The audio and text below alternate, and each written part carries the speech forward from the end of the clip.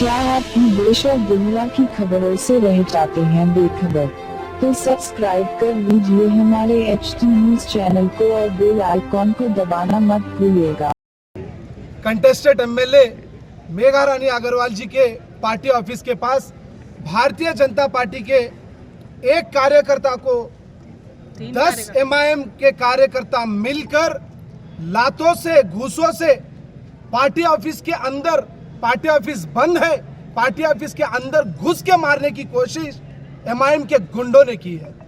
आज भारतीय जनता पार्टी के कार्यकर्ता अकबरुद्दीन ओवैसी से सवाल पूछ रहे कि पुष्पा के एक एक्टर के ऊपर असेंबली में तुम बोल रहे कि एक इंसिडेंट हुआ, इसके बारे में तेलंगाना के मुख्यमंत्री रेवंत रेड्डी से तुम सवाल पूछ रहे।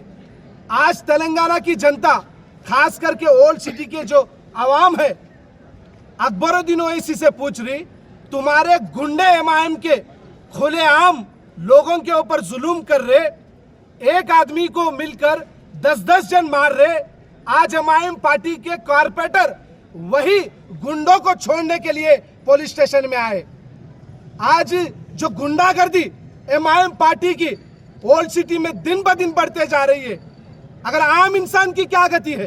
एक एमएलए, कंटेस्टेड एमएलए के कार्यकर्ता को, भारतीय जनता पार्टी के कार्यकर्ता को, एक पॉलिटिकल पार्टी के लीडर को आप खुलेआम मार सकते हैं, तो आम आदमी की क्या स्थिति है ओल्ड सिटी में?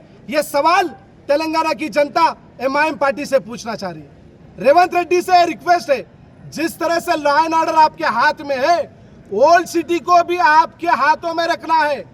आप अगर MIM पार्टी के हाथ में छोड़ेंगे तो जिस तरह से रोज रोज मर्डर केसीआर के गवर्नमेंट में हो रहे थे, आज वही रोज रोज मर्रा के मर्डर ओल्ड सिटी में हो रहे। क्या फर्क है? केसीआर की गवर्नमेंट चले गई, वही हालात थे।